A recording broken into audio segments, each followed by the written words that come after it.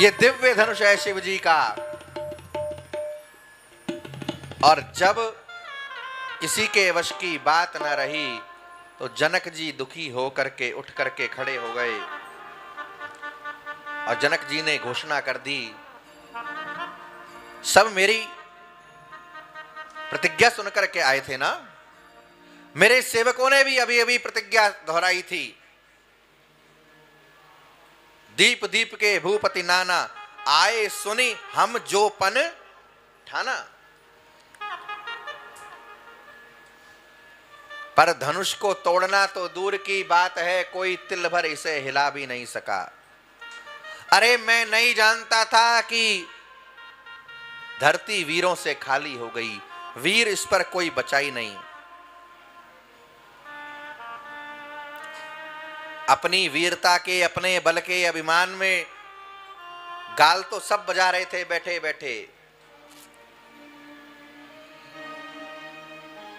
मैं जानता तो कभी प्रण न करता, लगता है लिखा न विधि वैदेही, मेरी पुत्री के भाग्य में वह लिखा ही नहीं है। अब इतना तो सुनना था कि मंच पर से कूद पड़े। ऊंचा मंच था, राम जी, लक्ष्मण जी और विश्वामित्र जी जहां विराजे थे। और जैसे ही जनक जी की बात सुनी, तुरंत लक्ष्मण जी तमक करके कूद करके और जाकर के सामने खड़े हो गए जनक जी के, और बोलने लग, क्रोध में आकर के कहने लगे कि रघुवंशियों का कोई बालक भी अगर सभा में हो तो किसी का साहस नहीं है कि इस प्रकार की अपमान युक्त बातें कहे। अरे यहां तो साक्षात रघुनाथ जी विराजमान हैं। कही जनक जस अनुचित बानी, जैसी बात जैसी वाणी का प्रयोग जनक जी ने कहा है, विद्यमान रघुकुल मनि जानी, रघुनाथ जी विराजमान हैं। और अब यहीं पर नहीं रुके, सीधा सीधा जनक जी का नाम तो ले दिया। महाराज नहीं का, नृप नहीं का, राजन नहीं का, जनक। कही जनक जस अनुचित बानी। जनक मतलब कौन है? ज्ञानी। जनक जी ज्ञानी है ना। जनक जी कितने बड़े ज्ञानी हैं? व्यास जी के जो पुत्र हैं सुखदेव जी, जो निवृत्ति मार्ग के आचार्य हैं, व्यास जी ने उनको, सुखदेव जी को जनक जी के पास भेजा। इतनी उच्च कोटि के ज्ञानी है जनक जी। तो ज्ञानी लोग ऐसी बात नहीं करते। ज्ञानी तो शोक और मोह से दूर होता है। ये कैसे जनक है?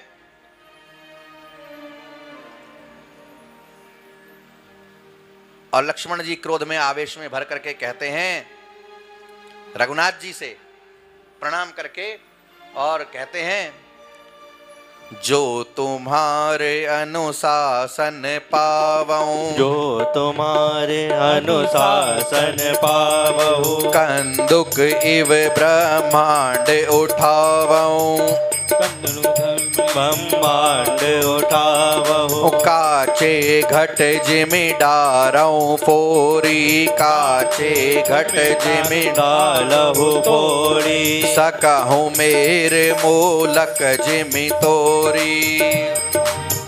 श्री लक्ष्मण जी कहते हैं कि अगर जो तुम्हार अनुशासन पावऊं, हे रघुनाथ जी, अगर आपकी आज्ञा हो जाए तो इस ब्रह्मांड को गेंद की भांति उठा लूं। जैसे कच्चे घड़े को कोई बालक फोड़ डालता है, ऐसे कच्चे घड़े की तरह फोड़ डालूं। और इतना ही नहीं, सुमेरु पर्वत को जैसे खेल खेल में कोई बालक खेत से मूली उखाड़ ले और उखाड़ करके कच्ची मूली को चूरा चूरा करके तोड़ करके फेंक दे, सकऊं मेरु मूलक जिमि तोरी। और इतना ही नहीं, कहते हैं, कमल नाल जिमि चाप चढ़ावऊं, जो जन सत प्रमाण ले धावऊं।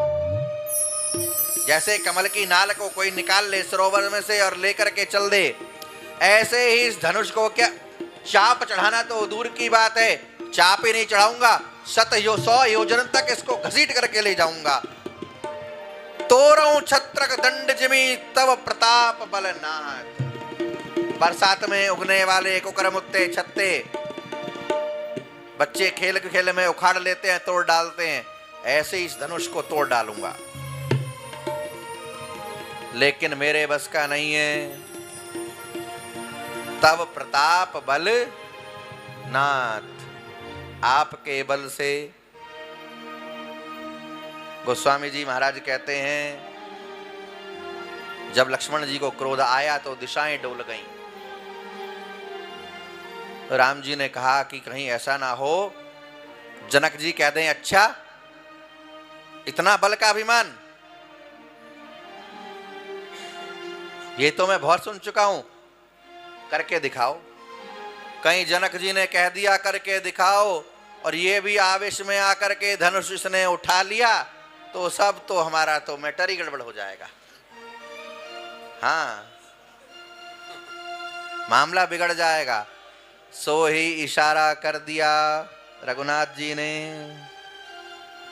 इशारे से सयन ही रघुपति लखन निवारे, आंख के इशारे से my dear please sit down. ये होने वाली ससुराल है और ससुराल में पहले से ही इतना क्रोध करोगे तो बड़ी बदनामी हो जाएगी। लखनलाल जी बोले बड़े भैया आप तो क्रोध जानते ही नहीं, पर हम पहले से ही दबदबा बना रहे हैं। हाँ, ससुराल में माहौल बना रहेगा तो जय जय होती रहेगी। राम जी ने इशारे से बिठाया और विश्वामित्र जी ने कहा उठहु राम भन जहु भव चापा।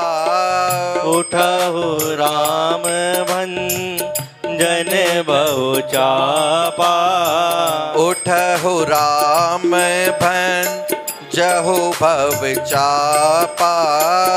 उठहु राम भन जन बहु चापा। मीटहु तात जनक परितापा। मीटहु तात जनक परितापा। विश्वामित्र जी ने आज्ञा दी है। जनक जी के सामने लक्ष्मण जी खड़े हैं। कहा कि राम उठो, धनुष का भंजन करो और जनक के दुख को दूर करो। जनक जी श्री रघुनाथ जी उतरे हैं मंच से, गुरुदेव को प्रणाम किया है, सभा में बैठे ज्येष्ठ जनों को प्रणाम किया है, धनुष को प्रणाम किया है। इधर मिथिलानियां सोच रही हैं, मैना जी सोच रहे, सुनैना जी सोच रही हैं बड़े बड़े राजा जिसे हिला ना पाए ये कोमल बालक क्या करेगा। अब और क्या हंसी होनी बाकी है, कोई रोकता क्यों नहीं, जाकर के महाराज कुछ कहते क्यों नहीं। जानकी जी गणेश जी को मना रही हैं, गणनायक वरदायक देवा आज लगे कीन्ही तू सेवा। आज ही के दिन के लिए सेवा करी है आपकी। और गोस्वामी जी कहते हैं धनुष को प्रणाम किया है रघुनाथ जी ने और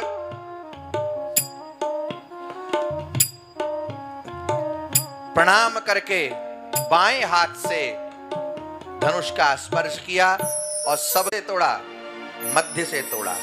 भरे भुवन धुनि घोर कठोरा, तही क्षण राम मध्य धनु तोरा।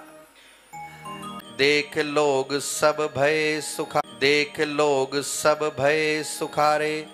और फिर सतानंद तब आयस दीन्हा। सतानंद जब आयस दीना। सीता गमन राम पहि कीन्हा। सीता गमन राम पहि कीन्हा। शतानंद जी ने आज्ञा दी है। जानकी जी आई हैं सखियों के साथ में और जानकी जी ने आकर के जयमाला श्री रघुनाथ जी के गले में पहना दी है। बोलिए दुल्हा दुल्हन सरकार जय हो।